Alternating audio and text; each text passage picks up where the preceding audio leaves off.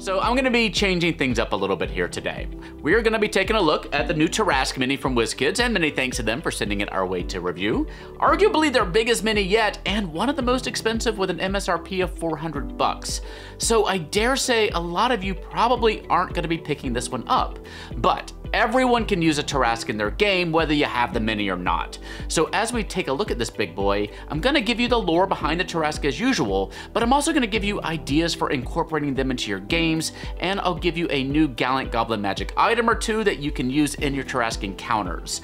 Another thing we're going to play around with here is putting the transcripts of our videos on our website with any new items or monsters or NPCs that we develop, and then you'll be able to download those for free and use them in your games. So check out gallantgoblin.com for all of that. Now, the Tarrasque can make for an incredible kaiju fight, but you'll want to do certain things ahead of time as the game master to get the most out of the encounter. So this is how I want to approach videos like this with minis going forward. When we look at that Goblin Camp encounter mini coming up pretty soon here, let's talk about some fun ways you can use that set and Goblin Camps in general in your campaigns, whether you get the minis or not. So this way, even if you don't buy a lot of minis, you're hopefully getting some good value out of these videos. And we'll throw in some fun items and monsters and spells and more, hopefully, each time. So let me know what you think. I'm sure we'll be tweaking this plan as we go forward, and your feedback plus our capacity as creators will guide the way.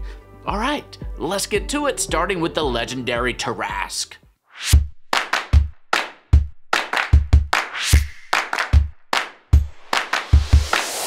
Before we jump in, if you're looking for some new games to try in the new year, our good buddies over at Hit Point Press have you covered. They have an ongoing Kickstarter for Constellation, an RPG zine anthology, which includes 12 brand new tabletop RPGs for you to play. You can get them either digitally or in a nice hardback edition.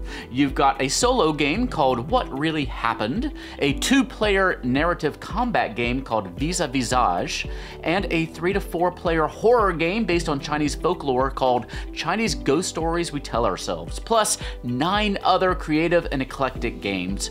Use our link in the eye in the corner of your screen up there or in the doohickey down below me. The campaign ends on February 9th, 2023, so check it out before it's too late. That is Constellation, the RPG zine anthology from Hit Point Press.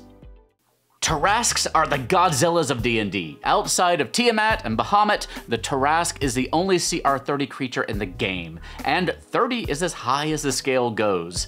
At heart, it is just a giant bruiser that's hard to kill. AC 25, 676 hit points, immune to fire, poison, and non-magical physical damage, can't be charmed, frightened, paralyzed, or poisoned.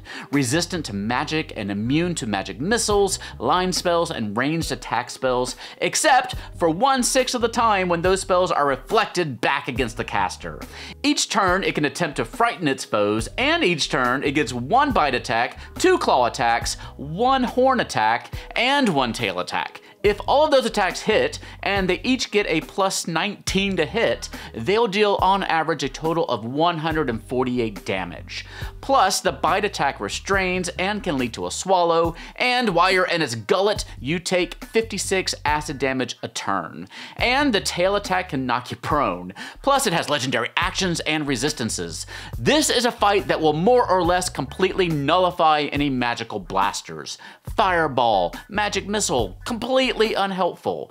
And don't forget that Tarrasque also has a stat block in Pathfinder 2nd Edition, which is, on the whole, pretty similar, but it also has the ability to throw spines off its tail at a range of 120 feet. It's considered a level 25 creature in Pathfinder, and their scale goes up to, checking my notes, 25. The only other current creatures at level 25 are Tree Razor, who also has a mini you can see in the eye in the corner of your screen up there, and Damari Digi, the Treant type creature who, you guessed it, has a video in the eye in the corner of the screen there. All that said, a party with a strategy can tackle a Tarrasque without much danger to themselves at all. If all the party members are flying or out of reach, there's really nothing the Tarrasque can do about it, at least in a 5e campaign. It completely lacks for ranged attacks outside of 20 feet. So this means 2 things for your stories.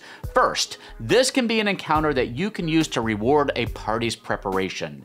If you're gonna drop a Tarrasque into your campaign, you'll wanna do a lot of build up to it. The party gets word that a big bad of your campaign is going to summon into being something devastating, or signs and portents around the world point to the imminent arrival of something catastrophic. It is up to the adventuring group to first find out what it is, and then learn as much as they can about it. This can mean doing research, espionage, completing certain quests, finding sages, conducting spells and rituals to contact higher powers, whatever makes sense for your campaign and your group of adventurers. The Game Mastery Guide in Pathfinder 2nd Edition has a good research mechanic that you can make use of, and using the book Strongholds and Followers from MCDM for your 5e campaigns, in that your party can found their own information gathering agency, which can also just be fun in and of itself. So what can they learn about the Tarrasque? They can learn that it isn't able to deal well with ranged attacks with magical weapons, and that spells like Reverse Gravity, Banishment, and Maze work well at buying time for combatants to deal with it, at least once those legendary resistances are out of the way. If the party doesn't have members who can cast those spells, this preparation time will allow them to get scrolls or to recruit casters to help. Ultimately, the difficulty of this upcoming battle is largely going to depend on how much your party knows going into it and how much preparation they do.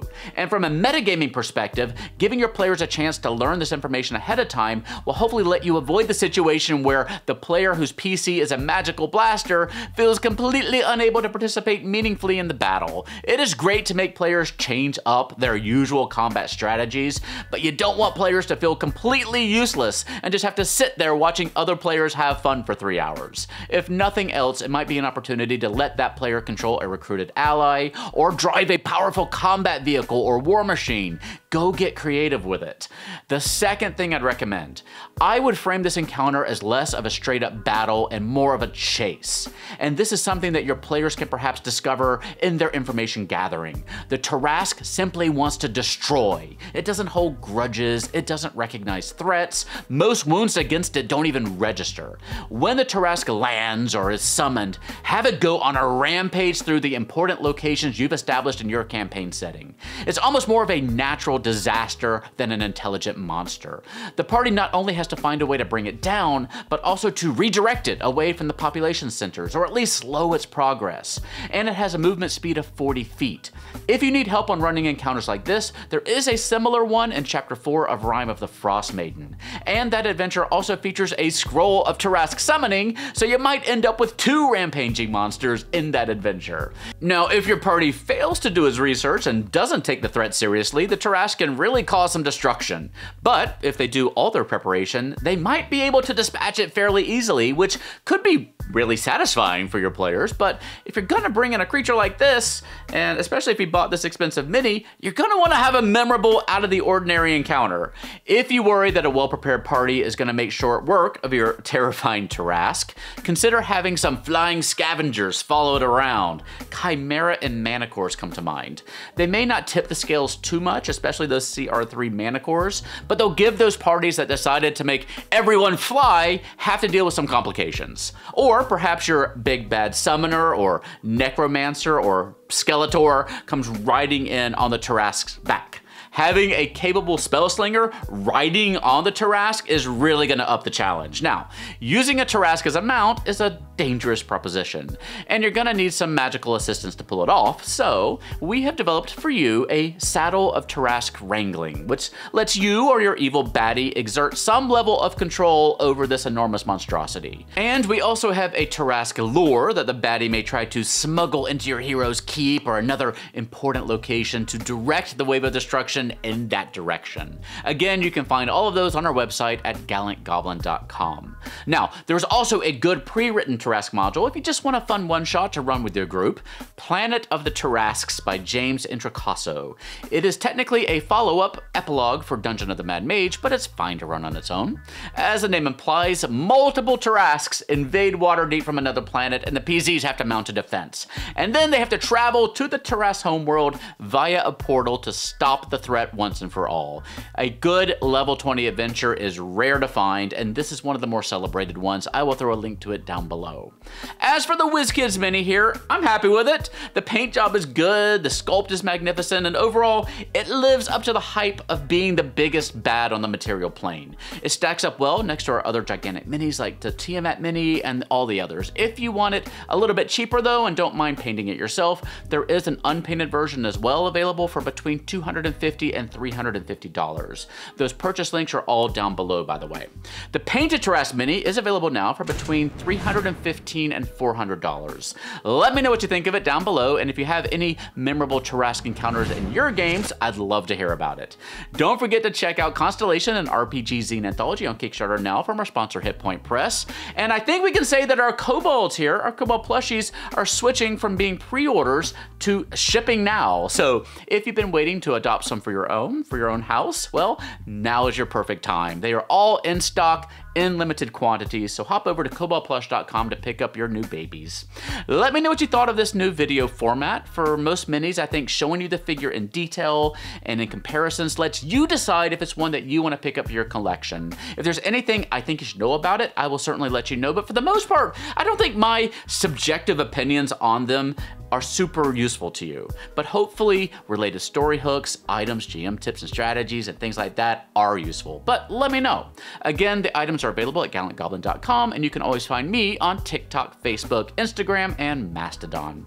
If you enjoyed the video here, liking, subscribing, and clicking the little notification bell will help us grow and bring you more new cool stuffs. And thank you for watching today. For now, stay safe, have fun, love each other, and I will see you next time at the Gallant Goblin.